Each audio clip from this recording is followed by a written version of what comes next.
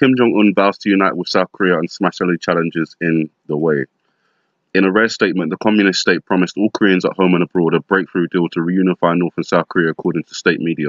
In defiance of the US and other mediators, Pyongyang threatened to smash all challenges against reunification of the Korean peninsula. Let us make a breakthrough for independent reunification, North Korea state-owned media has said today. Earlier this month, South Korea agreed to let North Korean athletes and cheerleaders take part in the Winter Olympics and call off military drills in the region after days of tense talks. The Korean peninsula split into two separate nations in 1945, with the north occupied by the Soviets and the south occupied by the Americans. Unable to reunify, tensions between the nations have been high ever since.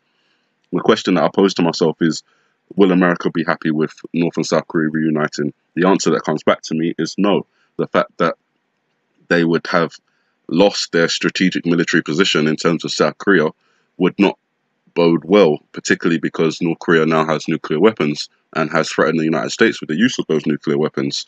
So could that spur a preemptive strike on North Korea? It certainly could.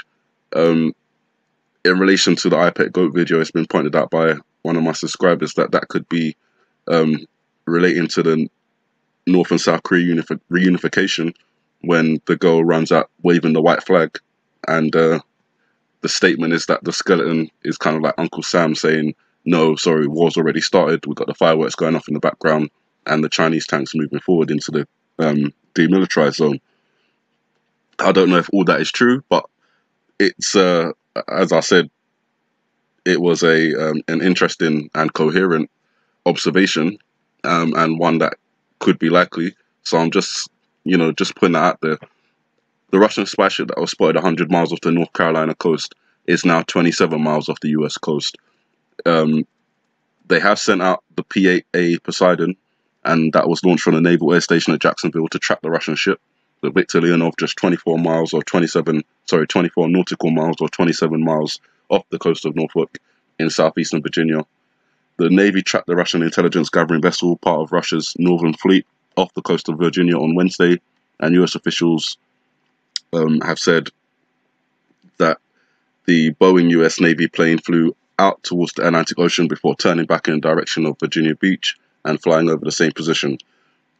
It still doesn't strike me that there's much concern about this Russian spy ship. It's not the first time, I think it's the fourth time that this spy ship has been off of the east coast of the United States gathering data, particularly on the naval submarine bases. The mainstream media isn't really talking about it, and I don't know why. It's clearly a national security risk. They're sitting just outside of American waters in the international part of, the ocean. But why is there not much concern about it? It doesn't make any sense to me. You'd rather talk about Trump speaking to Robert Mueller than a Russian spy ship gathering data on your submarine bases off of the East Coast. Clearly, there's a lack of concern coming from the mainstream media and from the public in general. So we've had another earthquake near Alaska, which sparked another tsunami warning, which was then again cancelled. So that's two tsunami warnings for the same location cancelled. One tsunami warning in the Caribbean cancelled, along with 3 earthquakes and 2 missile alerts that were cancelled.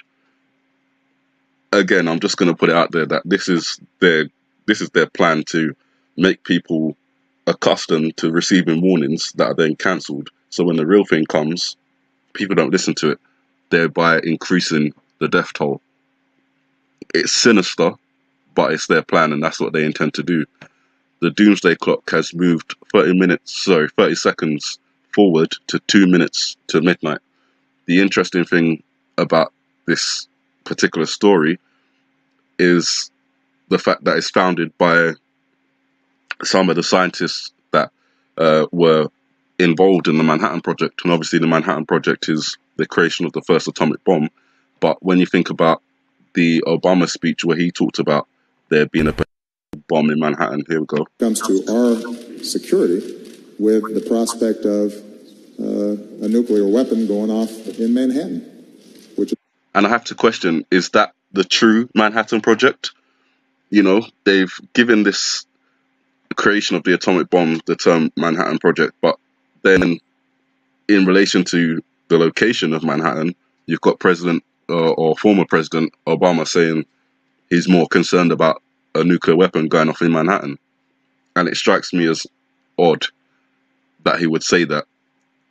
And there's a project out there that was called Manhattan Project, which was referring to the creation of the first atomic bomb, but could also be referring to a nuclear weapon going off in Manhattan or around Manhattan. It's also particularly of interest to me that when the clock was created, it was set at 7 minutes to midnight or 11:53.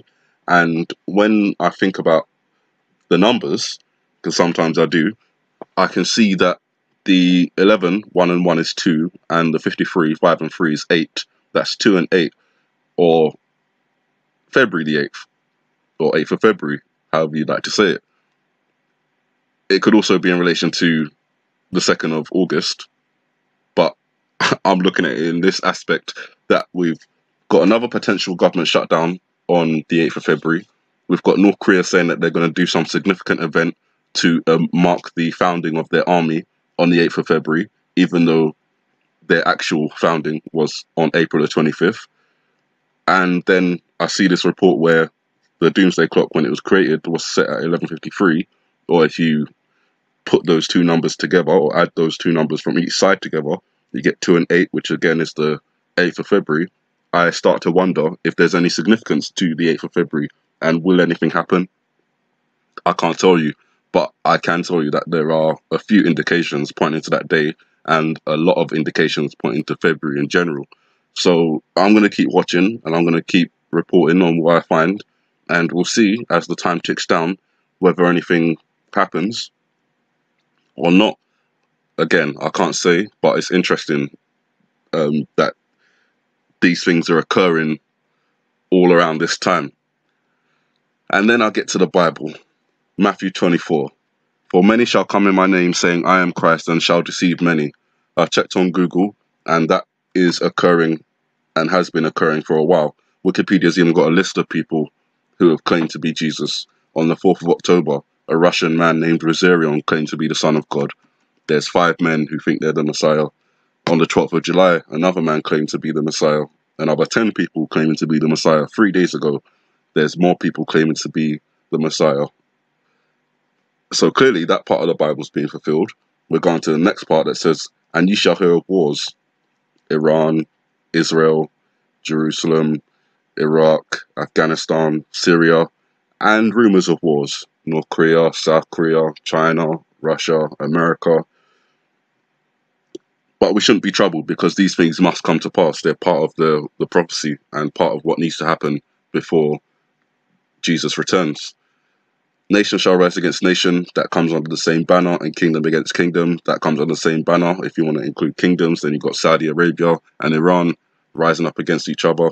There shall be famines. If we look at the news reports, there's tens of millions of people in need of food aid in Yemen, South Sudan, Nigeria, and Somalia. So that part of the Bible is being fulfilled. There's a lot of famines, every year, but in this particular year, 2018, it's of special interest, and I'm paying close attention to all the little things that are indicated in the Bible and in other media that has taken its basis from the Bible. There shall be pestilences, and if you look on the World Health Organization's website, yellow fever in Brazil, hepatitis E in Namibia, cholera in United Tanzania, Middle East respiratory syndrome in Malaysia, same again in United Arab Emirates. You've got the CDC dealing with this flu outbreak in America, and across the world there's flu outbreaks. Clearly, the pestilences part is being fulfilled, even back to Ebola and stuff like that. We're seeing a lot of epidemics and outbreaks in the last couple of years. So the part of the Bible here, I feel like it's being fulfilled. The only problem with this paragraph in the Bible is it doesn't give you a time frame of how long these things are to go on before the next part begins. So if you're looking at this in a span of years, then all of this has been fulfilled already and is still being fulfilled at the same time. Earthquakes in diverse places. well, Canada, Alaska, Mexico, Caribbean, Japan, Indonesia. That's a wide range of locations with earthquakes happening, large earthquakes from 7.5s up to 9s. We're looking at the beginning of sorrows.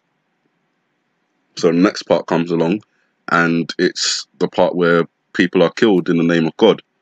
Some people could argue that that's happening already, but I feel like it's more of a wide-scale thing. There's certainly false prophets rising up and deceiving many, and inequity abounding. Inequity just meaning basically unfairness, and the love of many waxing cold. There's a lot of people out there who've gone cold-hearted because of the things that have gone on, the unfairness in the justice system, the unfairness in society, and the way that we treat each other. So clearly we're living in the times of revelation, and it's important that we make sure that not just ourselves are right with God, but that we try and reach out to as many people as possible, because part of our job as soldiers of God is to spread the word and to try and bring people onto our side. The devil's working overtime. At the end of the day, he's got control of the media, got control of politicians, control of the government, and we're kind of just sitting back and watching it happen and not doing our job, which is trying to save some of those people. So I just want you to, instead of focusing on yourselves, and if you think you're right with God, do something to help someone else at the same time. And that's all I have to say about it. So that's my report for today, you guys. You have a good morning, good afternoon, good evening, and God bless.